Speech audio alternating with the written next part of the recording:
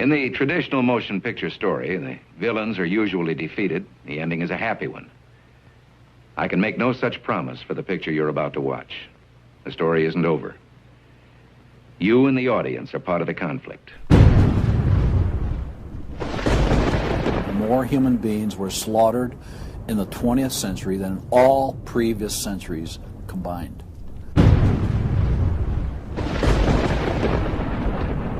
We're talking a congressional record, 135 million dead. Their entire purpose was to detach our culture from any moral anchors whatsoever. You look at the changes in America since 1960, perhaps. The whole culture's been transformed. They're coming out of the belief that the village should raise the child. The village means the government. They have deliberately destroyed the American family, understanding that's the foundational block that builds a society. We've come from Norman Rockwell's America to Hugh Hefner's America. If we lose the Judeo-Christian framework, we're lost forever. The left wants you to think that the cultural changes that have taken place in America since the 1960s have done nothing but progress us forward toward a brave new world. They look at what holds society together, they understand it, but they don't want that. They want change, and they will subvert and rot every good and decent thing we believe in, because they have a vision for a new society, and that must mean the replacement of the old society. This film will show that the brave new world they seek is nothing more than the failed policies and ideologies of the communism that enslaved over a third of the world's population during the 20th century. It will show that most people on the left aren't communist, just the useful idiots Lenin spoke of, being used to promote a socialist agenda, which is the first and necessary step toward communism. They basically try to say that the state itself is ultimate, that there's nothing, no law higher than the state, and if there's no law higher than the state, there's no appeal against it. History has proven beyond any doubt that the free enterprise that freedom produces provides more for anyone willing to work than any other system. So why would the left still be pushing their socialist agenda on us? I mean, it's really just microwave communism. There's only two possibilities. They're either ignorant or they're evil. From my investigation over the last 2 years into what has caused America's drastic decline, I'm sorry to say the left won't be able to use the ignorant card. They've left too much evidence of their agenda in their books, articles, and speeches. No, America has an enemy that is getting very close to accomplishing its plan of destroying the greatest country in all world history. Once people figure it out, they're going to do what people everywhere do. They're going to start protesting, and they're going to start revolting. And when that happens, that's when the powers that be feel threatened, and they use the power that they have.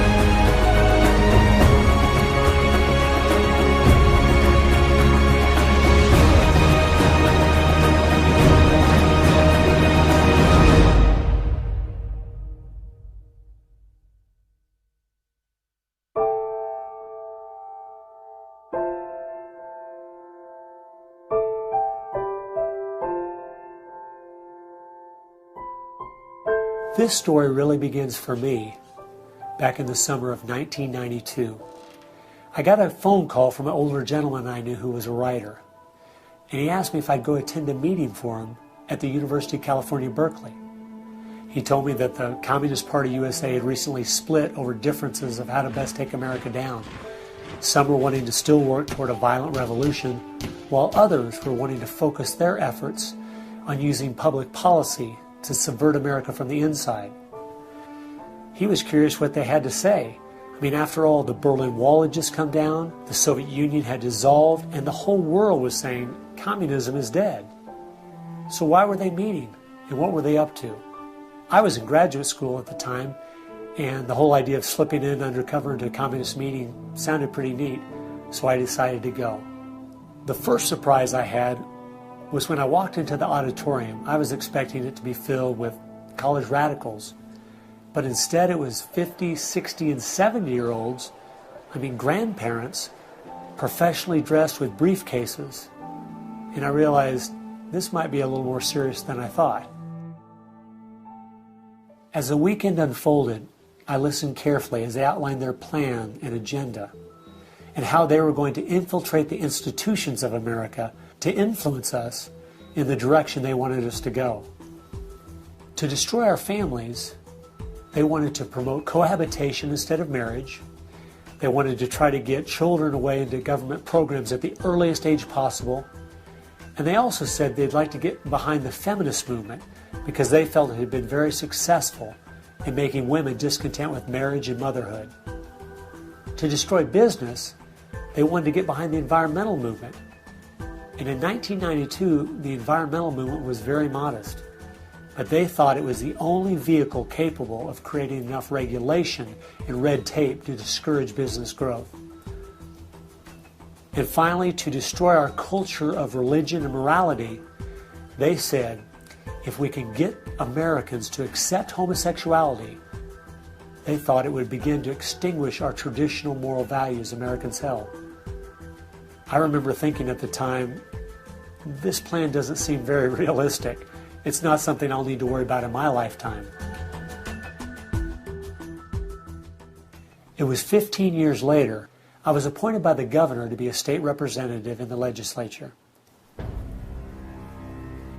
I'd only lived in my district for 2 years, so I thought it'd be a good idea if I wrote a monthly letter to the editor. Each month I wrote on a different topic. In January 2008, as I was contemplating what to write my letter on, I thought back to the meeting in 1992, and I thought of the goals they'd outlined and where America was today, and I couldn't believe how successful they had been. Our families were totally disintegrating. The environmental movement had become the most powerful force for destroying our free markets, and hate crimes legislation was being considered in Washington, D.C. that made it a crime to even say anything against the homosexual movement. I realized people needed to know what was going on. After I wrote this letter, within days, people were protesting at the Capitol. It was the feature story on the evening news. Controversial comments have state legislators buzzing tonight. After a freshman lawmaker alleges the communist agenda has infiltrated mainstream America. It's the big story, live at 6. And over 40 letters to the editor had been printed in response to what I'd said.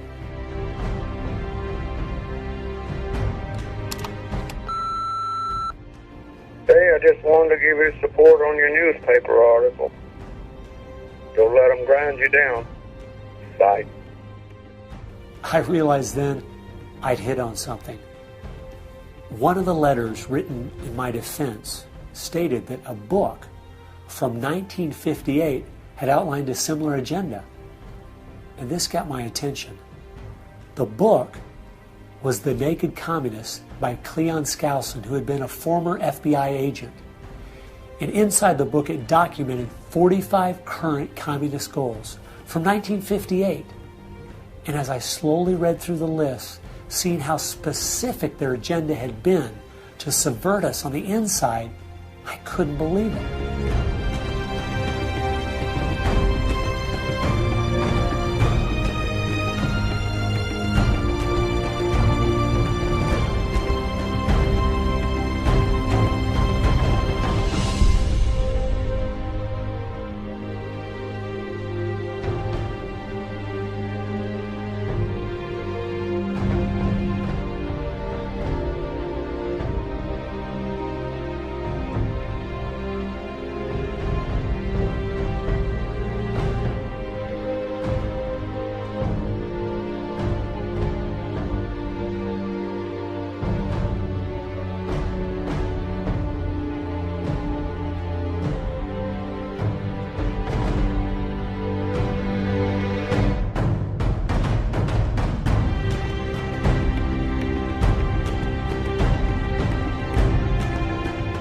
They'd accomplished almost every single one of them, and nobody seemed to be noticing. For at least the last 50 years, they'd been working actively behind the scenes, in the shadows, trying to move our people and our culture in a direction that was designed to destroy us.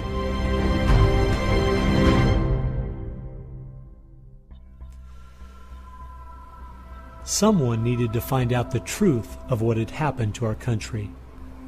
Could all of these very specific goals have been accomplished by accident? Or was there something there, under the surface, intentionally rotting away America's culture? I decided to go and get the facts from some of my favorite writers and speakers around the country. These are a few of the questions I asked them.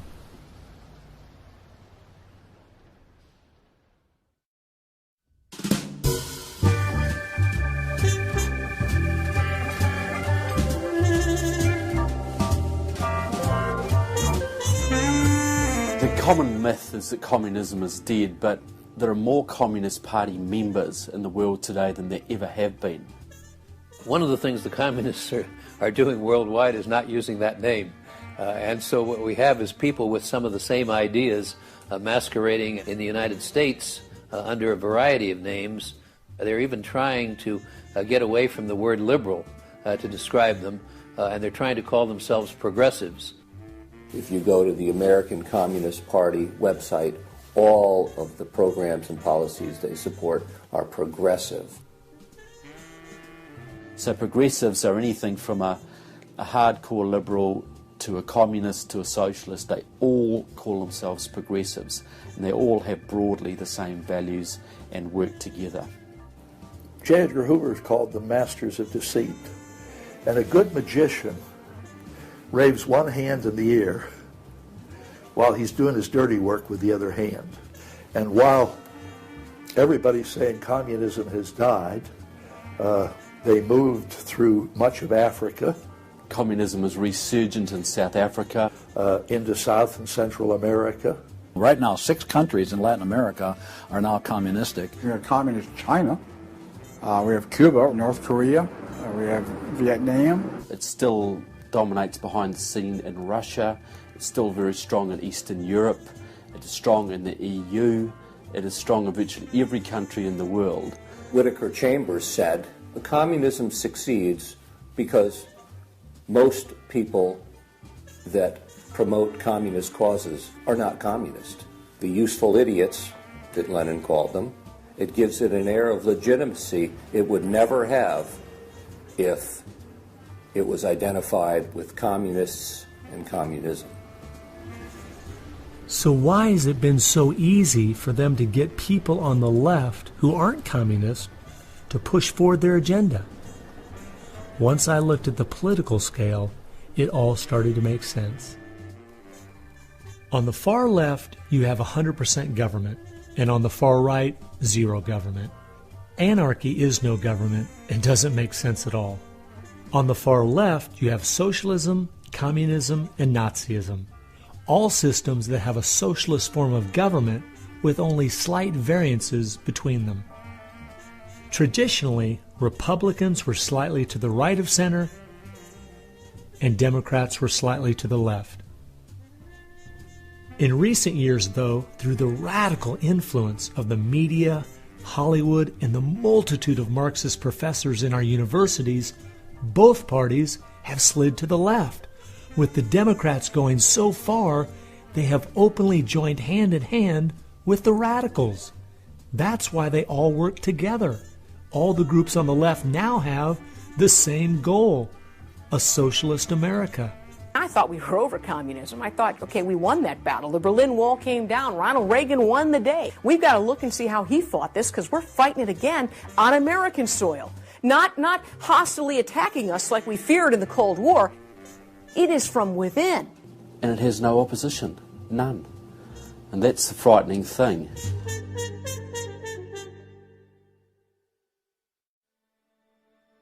I think it's pretty clear to see communism isn't dead. They now disguise it by calling it different names, but the ideas behind it are alive and well. Almost 1.5 billion people still live in openly communistic countries. But unfortunately, most of us in America who are under the age of 50 have no idea what communism means to the people who live under it. So my next question was, what's so bad about communism? Communism is so evil. It's a completely tyrannical system. The whole history of communism is one of mass murder.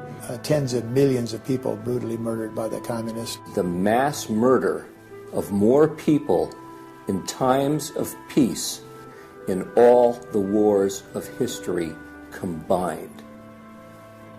Each of those countries where they have taken control, millions have been murdered. When you're asking for what is the legacy of Marxism, it is the greatest killing machine in all of human history. We're talking congressional record, 135 million dead due to communism. I think the real number is probably, when you add in abortions, over 500 million.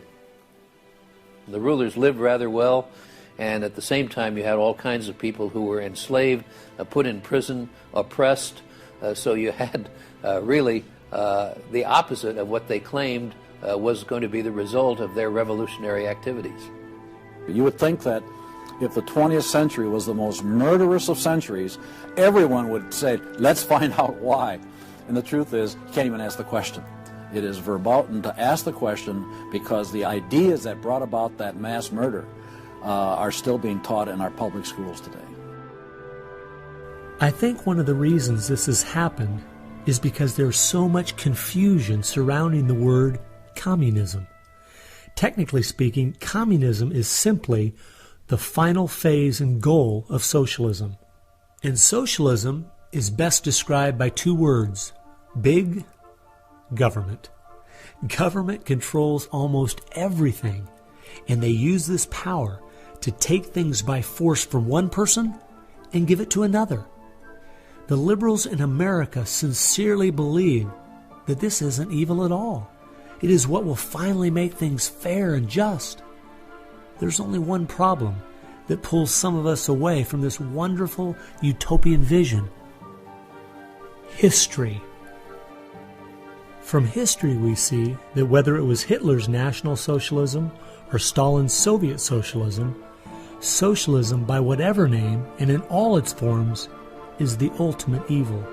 Sooner or later, it destroys everything in its path: law, morality, family, prosperity, productivity, education, incentive, and finally life itself. The problem with socialism is that it creates the conditions for a Stalin or a Hitler to come to power.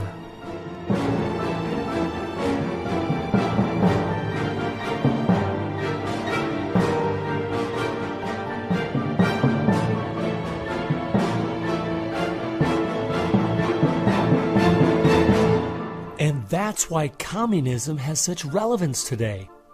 It's the final destination on the road we're traveling.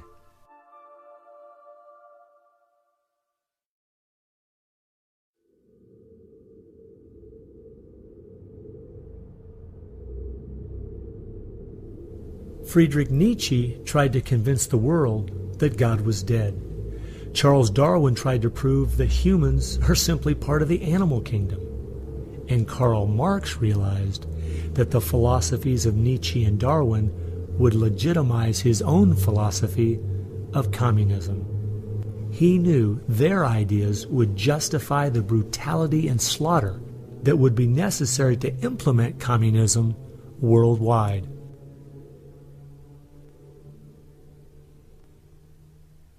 It was in March of 1883, Karl Marx, the father of modern-day communism, died. The assumption that communism would die with him was a logical one, since only 9 people attended his funeral. In October of that same year in London, England, a group was forming called the Fabian Socialist Society. The Fabian Socialists decided that they were going to socialize the world incrementally. They called it socialism by evolution instead of Marxist socialism by revolution. It always worked in tandem with the communists. Some Fabians were also communist. There was a bit of interchange of membership. The Fabian socialists are slowly but surely bringing about the socialization of the world.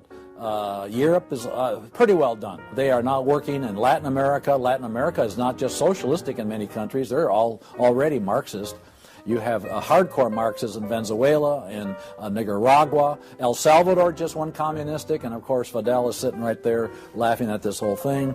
And we haven't even figured this thing out yet. We don't even know there's a red plague coming up to meet us. We think that we're just going to watch the cartoons on Saturday morning and everything will be fine. They had a lot to do with bad stuff happening.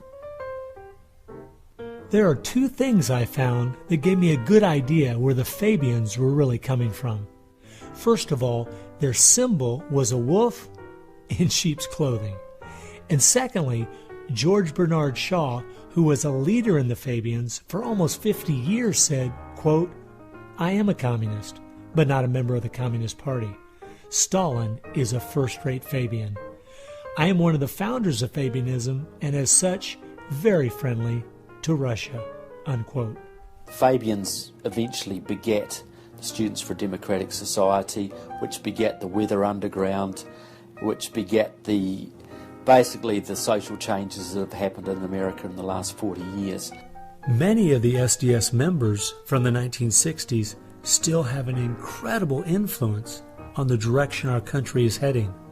One is the Reverend Jim Wallace, who was president of SDS when he was a student at Michigan State University. And yet today, he is the spiritual advisor to the President of the United States. They've been friends for many years. They go back to Chicago and the Chicago politics crowd. And during the Vietnam War, he was rooting for the Viet Cong to beat the United States Army. And when they did, he just couldn't believe it. He said it was one of the happiest days in his life. And another leader in the Students for a Democratic Society and founder of the Weather Underground is William Ayers, who has been a longtime friend and neighbor of President Obama. It came out in 2009 that Obama's book, Dreams from My Father, was even written by Ayers. So the influence from the Fabian Socialist Society goes right into the White House.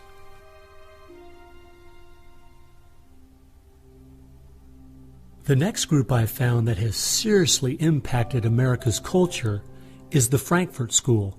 The Frankfurt School was a sort of an outpost in America of European socialism. Willy Munzenberg, with a few other Bolsheviks, founded the Frankfurt School. The two leading members are Herbert Marcuse and Franz Neumann. Franz Neumann was, in fact, a Soviet agent.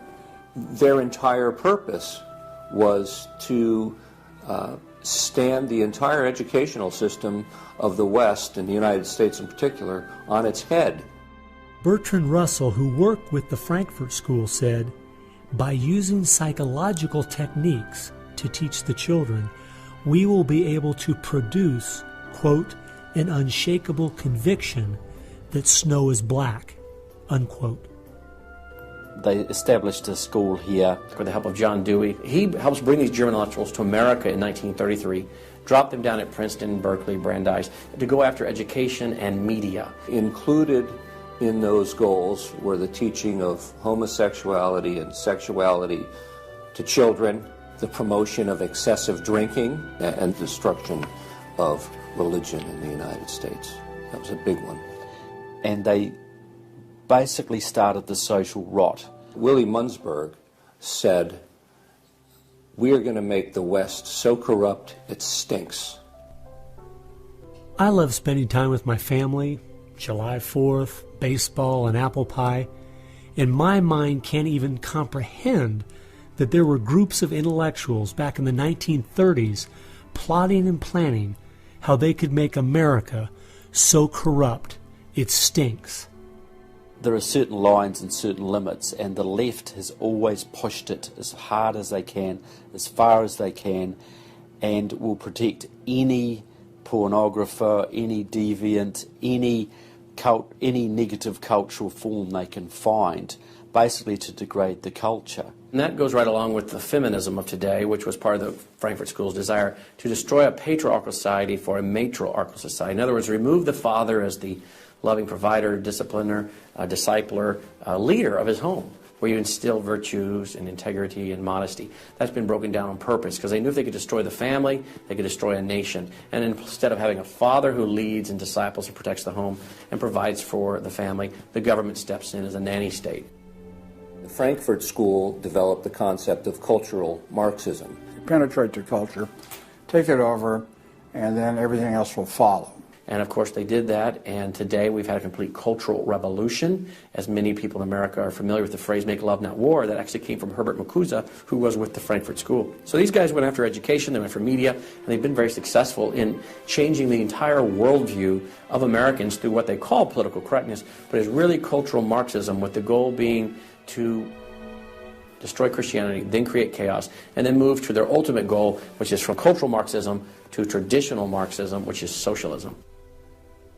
Most of the strategy to remake America from within started with Antonio Gramsci, who wrote over 2,000 pages back in the 1930s outlining how to take a Judeo-Christian culture down from the inside.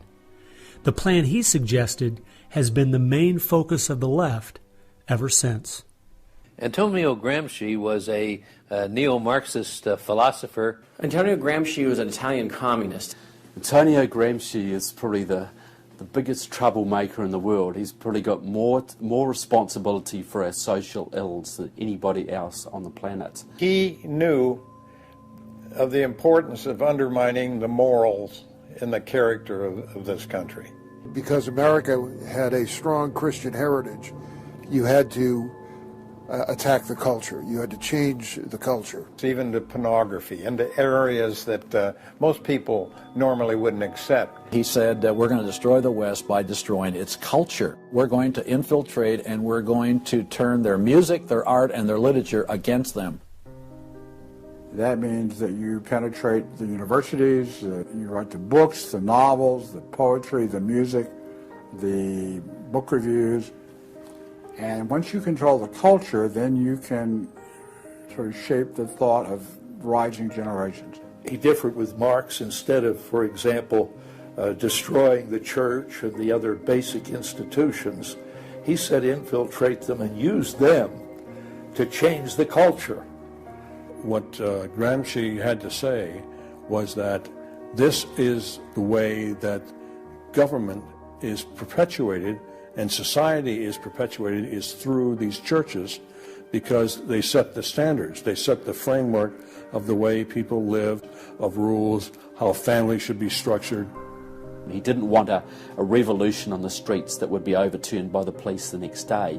He wanted to change society over the long term so that we'd have a revolution without us even realizing it, basically.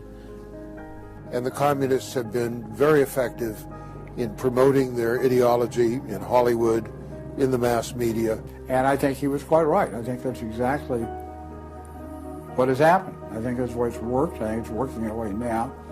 And that's where a lot of these people come from. And that's been the big success story of communism in the last 50 years. It's the professors, it's the educationalists, it's the journalists. They are the shock troops, the Gramscian shock troops of the future. And one of Gramsci's all-star disciples, Saul Alinsky, became one of the most influential radicals of the 1960s. Well, Saul Alinsky was a prominent radical in 1930 Chicago. He worked closely with the Communist Party. He used to go down and train at the rifle range with Leon Dupre, who was later a mentor of Barack Obama. And they used to train to shoot because they knew the revolution was just around the corner. But that didn't come, so he got a bit more subtle. Well, Saul Alinsky called for a community organizer to stir things up, to create agitation. In fact, he said you'll be accused of being an agitator, and that's exactly what you are. He wanted the haves and have-nots fighting with each other. It wasn't until I was watching an old film from World War II that I realized what the left has been doing in America to pit the poor against the rich, blacks against whites, and the young against the old, is the same tactic Hitler used to disunify Germany. You see, they knew that they were not strong enough to conquer a unified country. So they split Germany into small groups. They used prejudice as a practical weapon to cripple the nation. Remember that when you hear this kind of talk. Somebody's going to get something out of it, and it isn't going to be you. And they use the conflict as justification for more government to stop the chaos. So they create the chaos, and then they step in as a solution to the chaos. And as Francis Schaeffer said, once this chaos comes, most people will willingly give over to an authoritarianism because they don't want the chaos. His book was kind of the field manual, if you will, for these activist organizations. Which President Obama studied and taught at a workshop for 4 years in Chicago as a community organizer for ACORN. As I was reading through Rules for Radicals to see where he was coming from, I just happened to take a look at the dedication in the front of the book. And this is what I saw. Quote, "Lest we forget at least an over-the-shoulder acknowledgement to the very first radical, the first radical known to man who rebelled against the establishment and did it so effectively that he at least won his own kingdom. Lucifer." Unquote.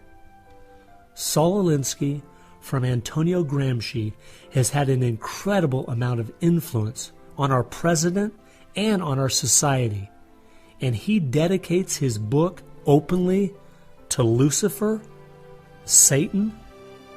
I think that says more about where their ideas and plans are based than anything else. You asked what Saul Alinsky's impact is on the leftist movement today, and it basically defines it. It defines it. Saul Alinsky took the best of Gramsci and the best of the Fabian socialist ideas, combined, repackaged, and sold them to the 60s radicals. After studying Alinsky, Richard Cloward and his wife, Frances Fox Piven, came up with what is today known as the Cloward-Piven strategy. Now, their idea was basically that to destroy society or destroy capitalism per se, they needed to overload the system. The idea was to get everybody you possibly could on welfare, to get everybody you possibly could basically milking the system in some way or another. It was called the crisis strategy, and it became very well known by activists and radicals in the 60s. They published an article in the May 1966 issue of Nation magazine called The Weight of the Poor, in which they outlined their strategy. Rathke read that article, and Rathke ended up starting what we now know today as ACORN, and of course Cloward and Piven had been studying Saul Alinsky. So Antonio Gramsci gives us Saul Alinsky. Saul Alinsky gives us the Cloward-Piven strategy, this husband and wife that said, hey, let's collapse the American economy by implementing so many entitlements, so much of a welfare state at collapse. Rathke studied the Cloward-Piven strategy. He starts ACORN. And of course, ACORN gave us Obama. And to show what a small world it is, Wade Rathke, who started ACORN, was the draft resistance organizer for SDS, the group the Fabians started. They've used that strategy ever since to expand voting rolls, to expand welfare rolls wherever they can, basically just to overload the system, to increase the tax burden on the middle class, and basically bring capitalism one step closer to destruction. I guess we shouldn't be surprised that we still have open borders, that so many people are dependent on the government, and that the left keeps pushing these programs when all they've done is tear apart the black families in America and create generational cycles of poverty. The last group that has worked alongside the Fabians and the Frankfurt School using Gramsci's approach is the Communist Party USA. Probably the most important book on this subject is called Towards Soviet America by William Z. Foster. William Z. Foster was the head of the Communist Party himself. He ran for the President of the United States in 1932, but in the book Towards Soviet America, he literally lays out chapter by chapter by chapter what is entailed to bring about a USSA, not just a USSR. Two of the movements they started in America have played a significant role in tearing apart our families, in breaking down our morality. Betty Friedan is credited with really starting the feminist movement in this country. The purpose really was to attack full-time homemakers, to get them out of the home, to make them think they live dreary lives, to make women feel they are victims. It's the science of victimology. And that is so unfortunate, because the American woman is the most fortunate class of people who ever lived on the face of the earth. And to try to tell them that they are victims of an oppressive, unjust patriarchy is just a grievous lie. But unfortunately, they are teaching young women that and have been doing it for many years. While Betty Friedan was pushing her book, Feminine Mystique, she implied that she was coming from the point of being a frustrated housewife herself and just wanted to be a help to other women. But later in the 1990s, it came out she was in fact a radical propagandist for the Communist Party and a staunch supporter of Stalin. So when she had described the American family as, quote, a comfortable concentration camp, unquote, it wasn't because of her experience at home. It was because she was just doing her part to dismantle our families. I'm a student of communism, and the communists set up various groups and various societies. Their society that they set up to promote homosexuality in this country was called the Mattachine Society. And it was founded by Henry Hay, a leading member of the Communist Party. So since I was studying communism and teaching on the issue of communism, you just follow leads, and all of a sudden you realize, what is this Mattachine? I've never heard of this Mattachine Society. Well, it was Henry Hay's organization set up to infiltrate the culture of the United States to make homosexuality normal. It's always been a movement dominated by the left. It's all these so-called isms. You will find there's a communist or a socialist behind every one of them, and you'll always see their targets. It's basically the traditional family unit. The war is still against the family. If you go back to the Communist Manifesto and read Karl Marx carefully, the war is against what they called the bourgeois family, which was really the biblical family, father, mother, and child. They want to plow through marriage. They want to change the very definition and meaning of marriage, because their open door to engineering society in this utopian way is blocked by the very values of our Christian civilization that's taught through marriage. And so the left just has got to destroy the family, because if there's any one thing that will prevent the left from carrying out its agenda, it's healthy and strong nuclear families. And so from the Fabian Socialist Society to the Frankfurt School to Antonio Gramsci and the Communist Party USA, from these four you will find connections to almost every left-leaning person and organization in America. Their influence has been incredible.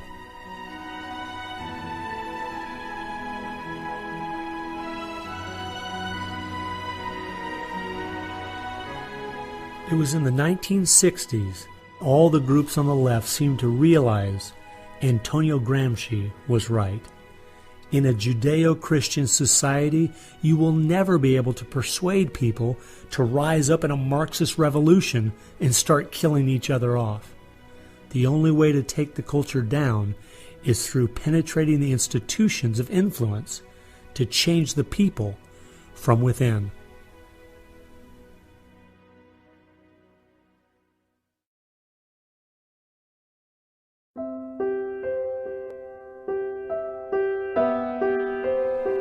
I guess the biggest surprise I had while studying these four groups was seeing that a large part of their agenda was trying to make us an immoral people. The communists knew in the 1930s and since that time, and the leftists know today, that if you can break down the cultural traditions, the basic rules of morality, then it's much easier to move people in different directions that are counter to the good of society. They recognize that it's all part of the same fabric.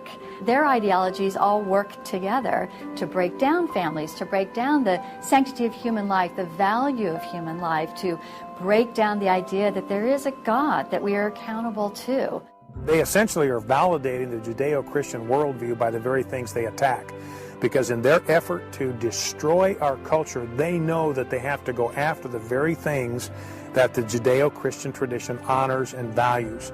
Morality, belief in God, faith, the importance of family, the sanctity of life, the sanctity of marriage. It's amazing our enemies could see our morality was our greatest strength. And yet so many Americans don't seem to get it.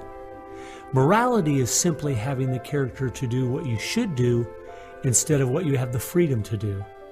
And that's the only way freedom works. A people cannot be given freedom without morality, or they will self-destruct. And that's what we see happening in America today. The bottom line is freedom and free enterprise are simply fruit on the tree of morality. Our founding fathers clearly understood this principle, and so do our enemies.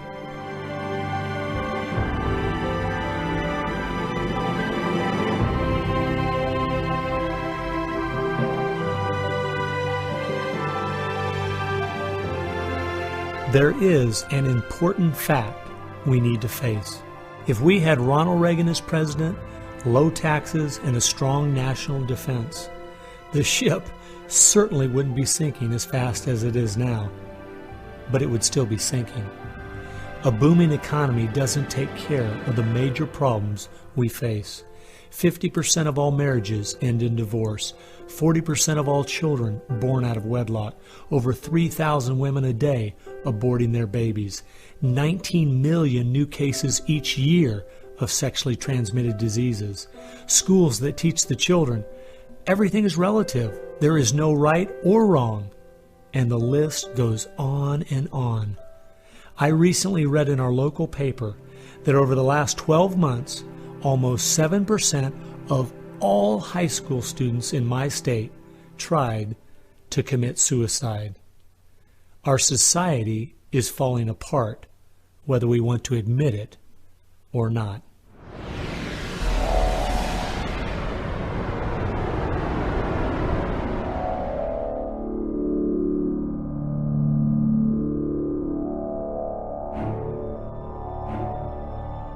Karl Marx had the insight to see that dethroning God and destroying capitalism went hand in hand. As you attempt to dethrone God by erasing the morality in a society and destroying his institutions, the family and the church, you are destroying capitalism. Because as the families fall apart and the church loses its influence, society starts to crumble. And then government has to expand to pick up the pieces. The question, as Whittaker Chambers put it, was God or man? God or man? Karl Marx was an atheist. Marx's philosophy was that people existed for the benefit of the state. What Marxism did and does, and all the other isms of the modern era, is to try to dethrone God by deifying man. You have to discredit God. He's your competition. The 20th century ushered in several ideologies that sought to devalue God and elevate man. Communism, relativism, humanism, they all deny that there's a God, and they claim that by doing so they're really elevating man. But if you look at how each of those philosophies end up working out in real life, there are always some classes of human beings that don't deserve the same value or rights as anyone else. To turn it around, to believe in freedom, the way we have been raised, you have to believe that there's something precious about every human person. And of course that's from the Bible. Imago Dei, we are all created in the image of God. Therefore, every human being is entitled to respect and dignity and freedom, and that is distinctive to biblical religion. You don't find anywhere else. Almost all the ideas that have made America such a unique and great country our founding fathers got straight out of the Bible.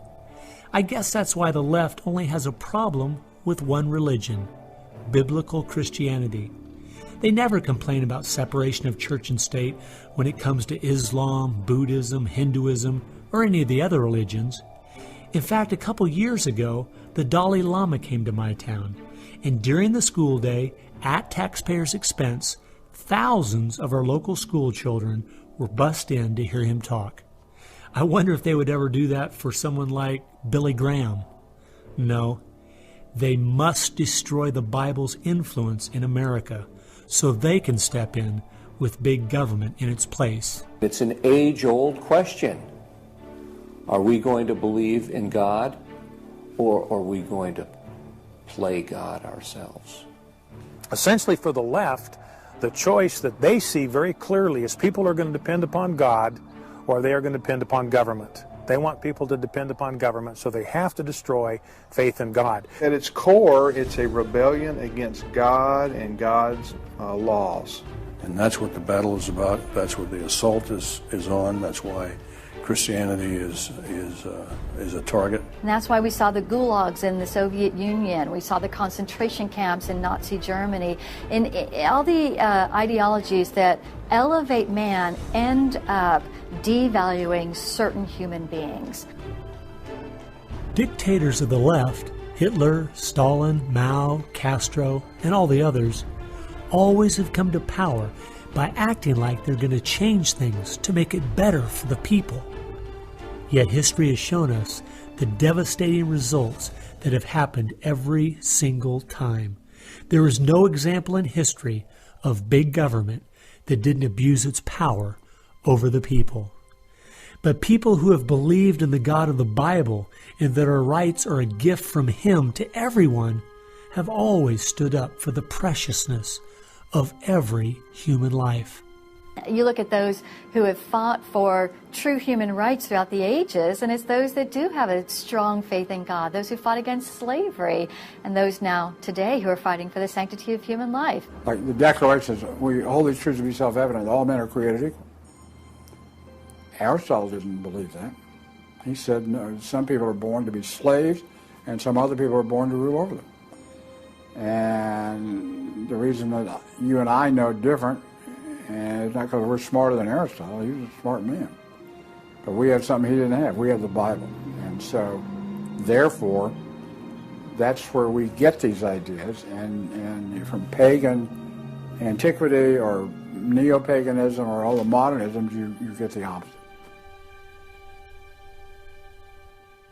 After studying this topic for the last 2 years and reading literally hundreds of their books and articles and speeches, I've come to the conclusion, whether the left knows it or not, their plans and goals can all be summed up very simply. They are at war with God.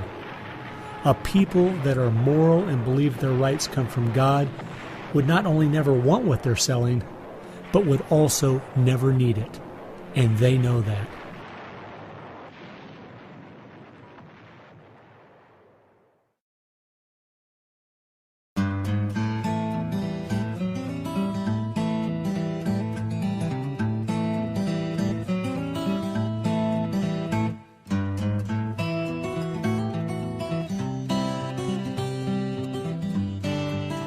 It's obvious if you're trying to subvert a country, you want to control the news. You want to control public opinion. A lot of people realize, well, there's a biased media, and most people know that. Even the Washington Post admitted it. Yeah, we were biased for Obama, so what? And when you enter into the equation, so what? That means the biases, the opinions of the reporters enter into what is news. They decide whether you have a right to know. And it's no longer a bias. They turn from just political bias to activism. They go to the places that influence, or I should say, where they can have leverage. Generations of journalists have been trained to interpret events, interpret the news, not report the facts, interpret the news. They do not deal in facts because facts aren't effective for them. They have very few facts on their side.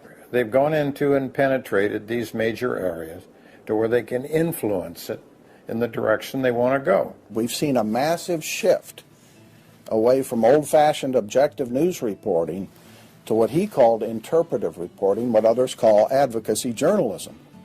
And it's advocacy for a cause. And as a result, we have a news media in the United States that is extremely liberal at the present time. Which was a major, major goal, to control not merely the newsprint, but the television media and Hollywood. Stalin said himself, if I could control Hollywood, I could rule the world.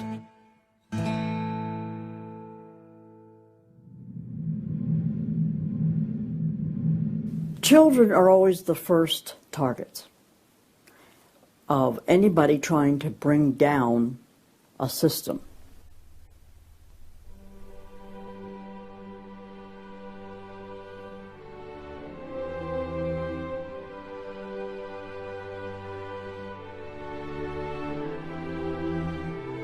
John Dewey is believed to be the most influential man in the whole area of public education. He went to Russia in 1928 to help study the Karl Marx way of education and bring it back to America. Dewey was an atheist. He was a socialist, a humanist. He was part of the Socialist Society in America, helped found that. What he believed in was that education should socialize the child to make him a willing tool of the state. It might be surprising to some that the man who is still idolized as the father of public education in America is the very man who did everything in his power to dumb down our children so that they would willingly accept his vision of a socialist America. It started with Dewey in the early 1900s. It expanded, really expanded since the 1960s. The hard left gets control of the teachers' unions and the training colleges. If you've got those two institutions, you can pretty much dictate all educational policy. The people who were demonstrating against our country and against our government in the 1960s have now become tenured professors in the universities. So they're the ones who are writing the textbooks, teaching the teachers, running the teachers' colleges. And it's self-perpetuating, because once you have the universities, then you train more cadres and more and more and more. And they discovered that they could do more to remake our country by going into the schools than they could by throwing bombs. I believe the average patriotic American underestimates the importance and influence education has on their children. That's how the large majority we had in 1980 to elect Ronald Reagan in a landslide has been lost. It's not because the other side has had lots of children. No, they're aborting theirs. But instead they're capturing ours through the propaganda they teach them, 7 hours a day for 13 years, and even longer if they attend college. We are losing most of our children to the other side because of the anti-American, anti-God, and anti-free enterprise rhetoric they are filled with in the government schools. Government schools are not teaching basic reasoning processes. They're not teaching logic. They're not teaching actual data of history and science and mathematics. And if your education is rather limited, then you're inclined to believe that government can be the solution to your problems. When you look at the desks in the schoolroom, you'll find 4 together, or maybe a table, they sit around a table. Independent desks are very rare in most classrooms because they don't want to promote the self-sufficiency, independence mindset. You go back to William Z. Foster in his book, Towards Soviet America, you will see how he has a whole chapter there on how we have to supplant education in this country and ultimately force every student to attend public school. That's the other thing. I hope the homeschoolers catch on to this. The homeschoolers and the Christian day school movement are going to have some very rough times ahead of them because the public school crowd cannot afford to have any competition. And they're being given plenty of competition by the homeschoolers right now. You see the effects of that lowered educational standards. There's no more studying of the classics or studying of the civics or you know, how the US Constitution was formed. It's all progressive education. It's all based on the identity politics, the isms, the current trend, the isms, environmentalism, racism. They're training them for the collective, and a collective mindset and a dependency mindset. And it seems that they, again, want to have people be uneducated, so then they do become wards of the state. They're dependent on the government to provide everything for them. It's under 10% of kids believe that there is an absolute right and an absolute wrong. And why are we surprised? We've sent our kids into this government system that indoctrinates them, that teaches them about tolerance and diversity and multiculturalism, and not about reading, writing, and arithmetic, not about what our founding fathers had to say. It's consequences. Few would argue that the education the children are receiving in the public schools is pathetic at best. But with the amount of tax dollars we spend each year, over twice as much as it would cost to send the students to private school, why do we allow this to continue? The group that my investigation led me to, that seems dedicated to making sure the children don't get a good education, was a real shocker.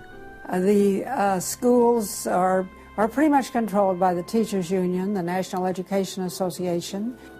If you look at their platform and goals, you would think they were a socialist or almost communistic organization. They are for the entire feminist agenda, starting with abortion on demand, tax-funded abortions. They're for the whole gay rights agenda. They're for the whole globalism agenda. They are extremely anti-parent. It is an effort to get the children to abandon the values of their parents. National Education Association has no patience, tolerance, or use for traditional teachers. They're looking for people who want to be agents of change. They want to throw out all the lessons of history. And really it's an attempt to then impose their own views and ideas onto people, get them to act as activists. If you control those institutions, then you can control everything else. It's all public schools, all for their jobs, and they have gotten behind all of the radical kinds of curriculum that's being introduced. They're for it 100%. They've had a tremendous effect on public education. It's not positive. We also see immorality being promoted through our schools. The kind of sex ed curriculum that is being used and paid for with our tax dollars would shock most parents. I think one of the main problems we face is parents naively thinking that the schools are the same today as they were when they were young. They don't realize there is a battle going on in this country for the hearts and minds of our children. The game is between 15 and 25 years of age. That's the whole game. If you're over 25, the chances are they're going to put a few pennies towards you to corrupt you. But their game right now is to corrupt the 15 to 25-year-olds or less. And right now they're down in the first grade with Heather Has Two Mommies, Daddy's Roommate, Gay Pride Parade, and now by 8th grade they'll pass out condoms in school colors because that's so patriotic.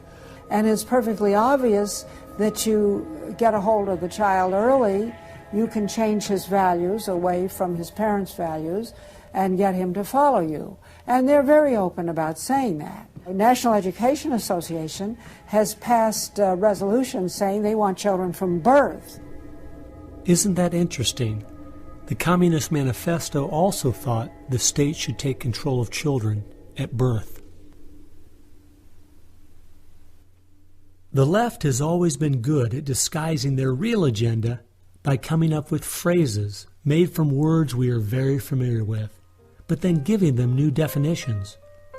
Social justice is the current phrase of choice and is being used to teach children the failed Marxist ideas of yesteryear are what they should strive for today. We see social justice curriculum today, which is the buzzword for communism, socialism, Marxism, which Bill Ayers is teaching. It's in many of our colleges, and the social justice curriculum is being taught in high schools all over the nation. Justice is good. If you then start calling it something blank justice, then you're modifying it. And what it really means is, I think, taking from one group of people and giving to another group. So I would call it socialism. and it's used to break down the differences between the way things are done and the way it should be done. So when they're teaching social justice in the schools, they're not talking about free enterprise and capitalism and individual self-responsibility, all the things that made America great. They're talking about the things that made Europe and the Soviet Union and China so bad. The longer we allow our schools to teach the children that America has so many faults it's not worth saving, instead of the fact that even with its faults, it is the greatest country that has ever existed, the less chance we have of ever turning our people back from the dead-end road we're currently on, a road that promises to give us a perfect world if we'll only give up our sovereignty and our freedom. You're going to find more and more of the following. This is now called a world pledge. We no longer want the Pledge of Allegiance to the flag of the United States of America, because that is considered nationalistic, and of course the socialists, communists, and the Marxists and the extreme left wing in the country want nothing to do with it. I pledge allegiance to the world, to care for earth, sea, and air, to honor every living thing with peace and justice everywhere. This came out, first of all, in Superior, Wisconsin. So Superior, Wisconsin was their guinea pig, and there was very little said against it, and so it would then go to the next and the next and the next, and before long you'll have the whole school system standing up saying, I pledge allegiance to the world instead of I pledge allegiance to the U.S. The public schools right now, if you'll read Towards Soviet America, have nearly accepted every item that William Z. Foster said we needed to place into the public school curriculum. And we're seeing the results. You know, people are not as informed as they once were. They think in different ways, and they think in the way that the left intends them to think. Antonio Gramsci realized that if you can take over the institutions in a culture, you will be able to use those to influence society to create the socialist man you want. I think the most brilliant part of his plan was that he realized you could not only create a man that wanted big government to take care of him cradle to grave, but, and this is the genius of Gramsci, you could create a man that needed big government to take care of him cradle to grave. A man so dumbed down and so minimized in society, he wouldn't have the intellect or character to take care of himself. The reason this is so deadly for America is that once we have a certain percentage of the population in that category, our limited constitutional form of government is no longer possible, because too many people won't be able to exist in that framework. We are approaching that tipping point rapidly.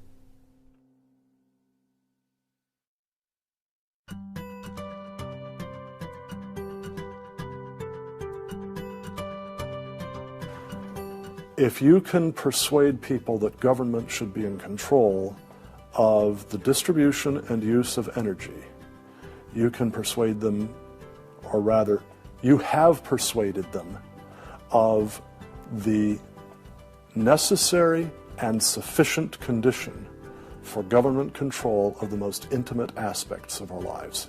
One of the main thrusts of socialism these days is obviously through the environmental movement. You know, one hates to pick on Al Gore too quickly and easily, but I read the whole of his book, Earth in the Balance, Ecology and the Human Spirit, back in 1992 when it was first published. And if you know anything about the history of political philosophy, you read the last chapter in that called A Global Marshall Plan, and you understand that there is no way to implement what Al Gore was calling for in 1992 in that book except by means of totalitarian world government. Patrick Moore, who was a co-founder of Greenpeace, and he was a very dedicated environmentalist, quit Greenpeace when he realized that it had been captured by radical leftists who were intent on using the environmental movement as a vehicle to destroy capitalism. How many factories work when there's a power outage? None. You want to hurt business, you want to drive down industrial production, you just drive up the prices of energy, you just diminish its availability, and the easiest way to do that is to make people scared to death of the cheapest forms of energy, which are fossil fuels, oil, coal, natural gas, and nuclear energy. They had already made people afraid of nuclear because of irrational fears of nuclear reactor meltdowns, which were physically impossible anyway. But then they had to figure out a way to make them afraid of fossil fuels. Well, the way to do that was to say they're going to cause catastrophic global warming. So I used to think this was just one great big distraction. If they want to put their energies toward the environment, but now I see that this is now being turned around and used as a tool to further a socialist agenda.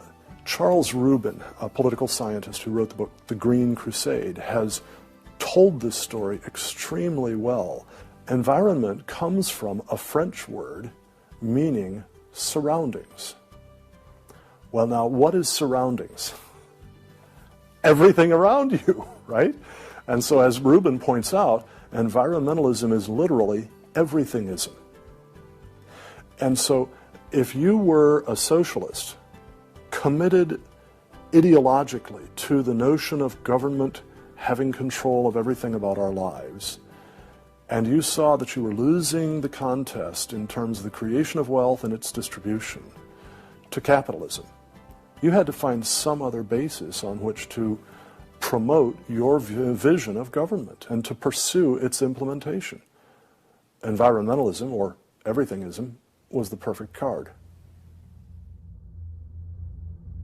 In December of 2009, when the ClimateGate scandal broke open and it became public that even the leaders of the movement knew the whole global warming idea was a farce, it wasn't them just having bad data, we as Americans knew once and for all that this movement was simply part of their agenda.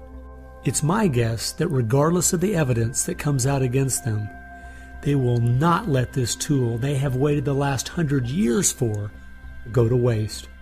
A tool that gives them the absolute power and control they want, but allows them to get it under the guise of saving the planet.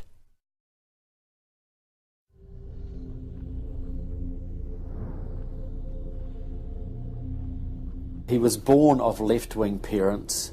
He was mentored as a young man by a Communist Party member called Frank Marshall Davis. Now, Davis joined the Communist Party in Chicago, and he was very well connected there. So young Obama eventually wound up in Chicago, and he started working with the very same people that had been working with his friend Frank Marshall Davis. All of his associations have been with people that are way left of center, hardcore left. And he's doing nothing more than what is predictable based upon that background. The nicest word for his agenda is the socialist agenda, and we could go on down the line of the other descriptors of the types of an economy and a society that he's building. He's all the things that Gramsci wanted to use for social change. Yeah, he's the epitome of the movement. If you think there's no way that so few could be so effective, consider this. When the Communist Party USA split in 1992, the group that formed was the Committees of Correspondence, and it was their meeting I attended that summer at Berkeley. As I started researching that group, I saw that many of the same people who started or have worked with the Committees of Correspondence and its sister organizations were the same people who were involved with President Obama's campaign and administration. I found file after file on Trevor Loudon's website documenting with footnotes and photographs these connections. The radical left has been so successful they have persuaded the American people to put one of their own in the White House. Socialism and Marxism go together like Mary and Mary's little lamb. The general populace knows very little about what the socialists are up to. If you're going to find socialism, you're going to find the hardcore communists right behind it. One of the main avenues has been through what they call the Congressional Progressive Caucus. 20% of the US Congress are members of this organisation. They have chairmanships of most of the major House committees and are easily the single most powerful bloc in the US Congress. And virtually all of them are tied to either Democratic Socialists of America, the Communist Party USA, or other radical organisations. We're literally at this very time watching what's transpiring and has been going on from the Fabian socialist point of view from 1883 to the present. So these guys don't give up. And they're going at a breakneck speed because they know they've got an opportunity now to change America in a way that can never be changed back. And they're going for broke. The Bolsheviks, they're just waiting in the woods and they're just smiling like you can't believe. You just read the Communist Party USA blog and they just can't believe their good fortune. Every time they turn around, they just can't believe this is happening. They're like me. I'm a Christian conservative and I can't believe they've been so successful in doing this. The left has started multitudes of foundations and nonprofit organizations, many of which are using our tax dollars to grind America down.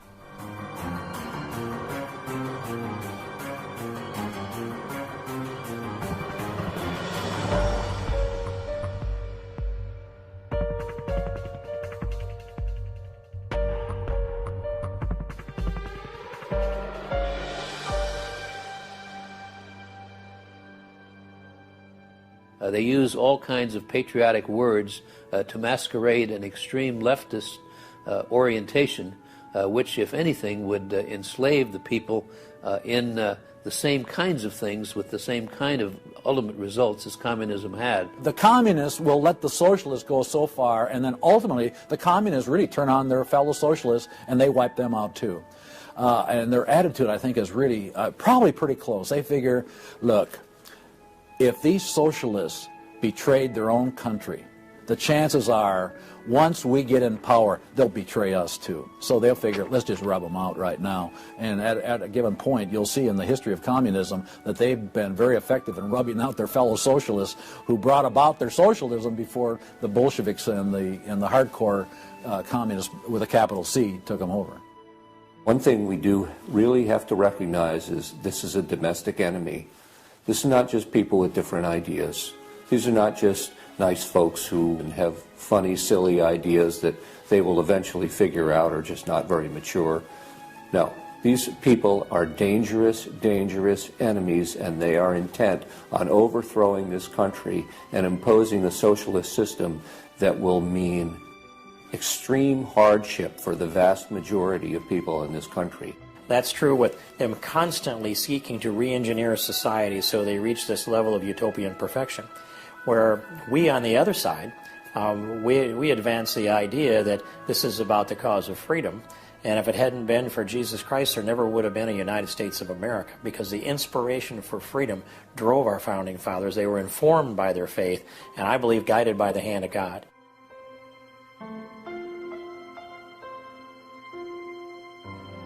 No. No. Perhaps treacherously close. It is never over until it's over. When the fat lady sings, isn't that the slogan? And when the fat lady sings, it's over. Now, she might be clearing her throat. We saw the great country of Germany in the 1920s brought to its knees. Hitler came into power and destroyed the country. We see countries like Zimbabwe in Africa, which was once a prosperous breadbasket, now just wrecked. Argentina was destroyed by the socialist Perón in the 50s. It was one of the richest countries in the world. So, no, we're not at the point of no return, but it's getting pretty late in the day. There's no time to be casual, that's for sure. We've spent too many years thinking, because we have Republicans in office, or the stock market is doing well, that everything's okay. This is why the left has gained so much ground. It doesn't matter who's been in office. They've just continued pushing forward with their agenda. Well, I believe this is our last chance to push back.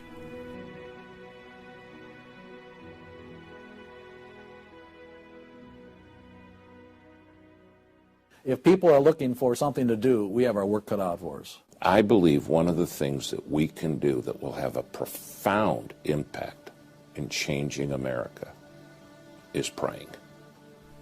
Well, as soon as we get off our knees, we need to get on our feet. Become educated about what's going on in the country. Spend time reading, understand their philosophy and their goals. They have to master this documentary. They have to go over it a dozen times.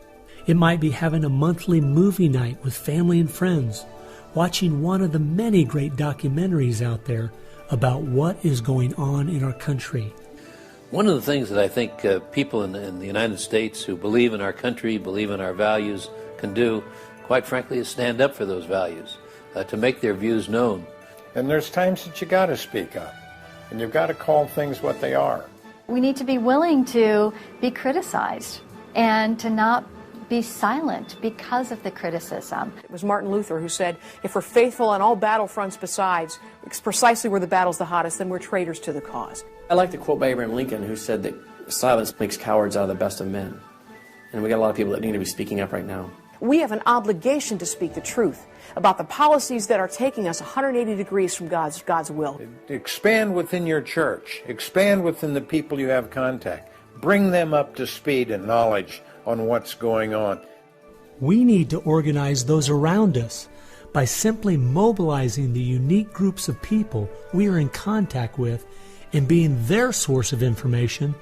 We can have an extraordinary effect.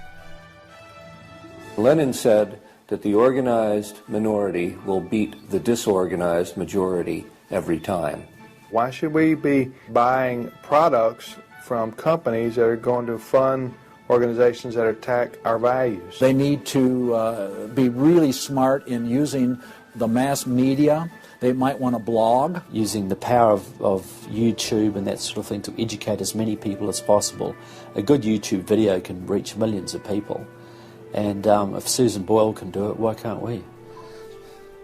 If you do the right kinds of things on YouTube that are creative and do them frequently, you can drive a message through society, influencing millions at almost no cost. We need to be the people who graciously but consistently make contact. And express to those folks we elected what we want them to do, and what we believe in, what we think is right. And if they don't follow those things, then we need to make efforts to get them out and get other people in that will. Pick the good ones and stick to them. Don't waste your time on people who won't stand up for their country. All the others are making contact. The people who really want to honor America need to make contact. We also need to be influencing our own families. We've got to teach our own children and grandchildren the difference between truth and error, why they believe the things they do, and the true source of America's greatness.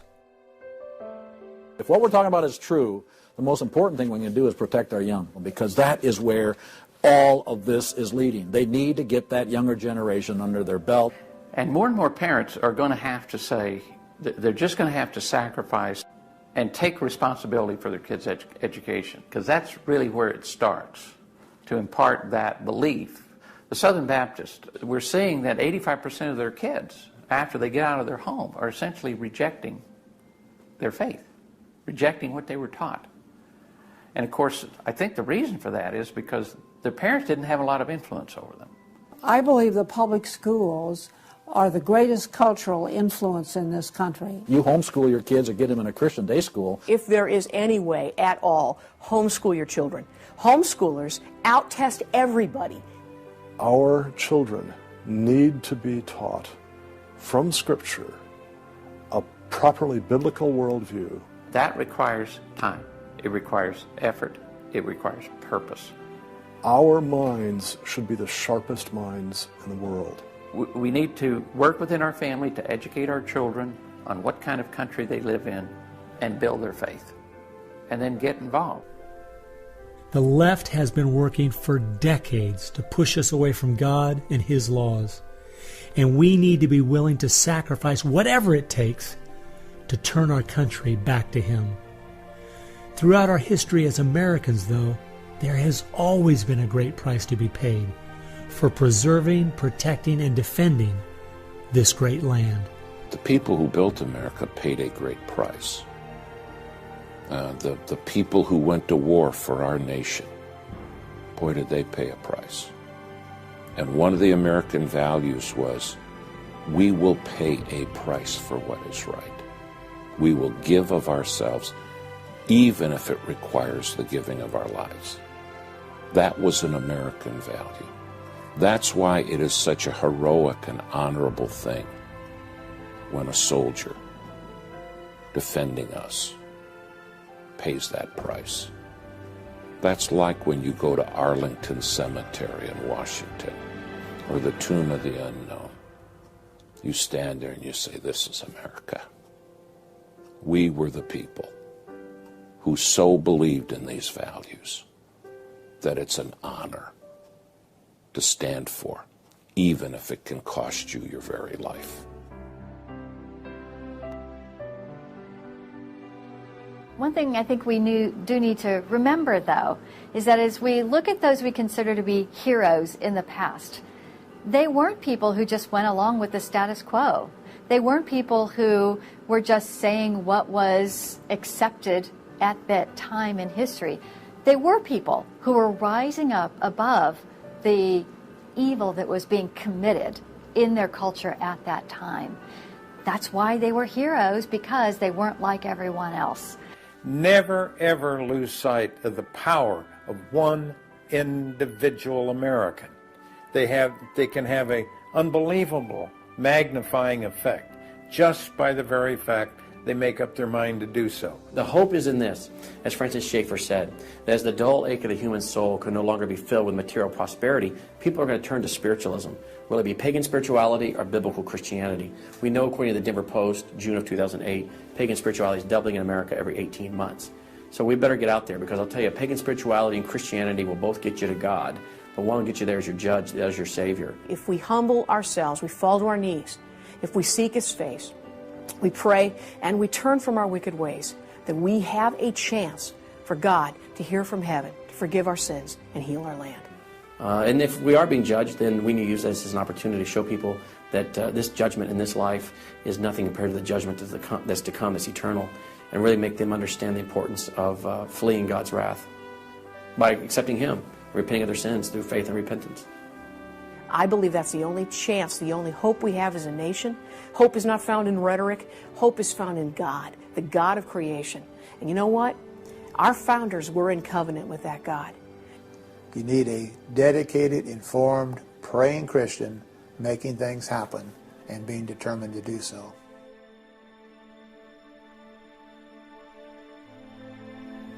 Time has only allowed me to present a fraction of what I found. The reason I called this film Agenda is because I wanted to make a clear distinction between what I was researching and all the conspiracy theories out there. The dictionary says a conspiracy is an evil plan formulated in secret by two or more persons, but an agenda is simply a list of things to be done. At every turn of my investigation, I have found agendas by people and groups of the left outlining their plan in their own words. They've been doing most of this right out in the open. Some of you might be thinking, these Marxist ideas aren't the most serious threat we face. What about militant Islam, our open borders, the national debt, or even China? Well, I agree. America is facing so many serious threats right now.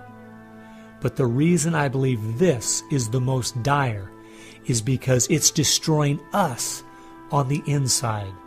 Through the political correctness and dumbing down, it's causing us to lose our ability to call evil evil and stand against it. I fear for our country. If we go along business as usual, not informed, not aware of what's going on, then the very small minority that have a plan and are great at organizing the uninformed and misguided will make sure their plan is carried out. I hope you realize it won't just be your children and grandchildren that pay the horrific price of living in the society they're trying to create.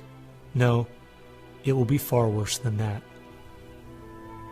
Every time a civilization goes down or a country goes down militarily or economically, somebody else fills the gap. Now, if you look around the world now, it's going to be China, which is massively arming.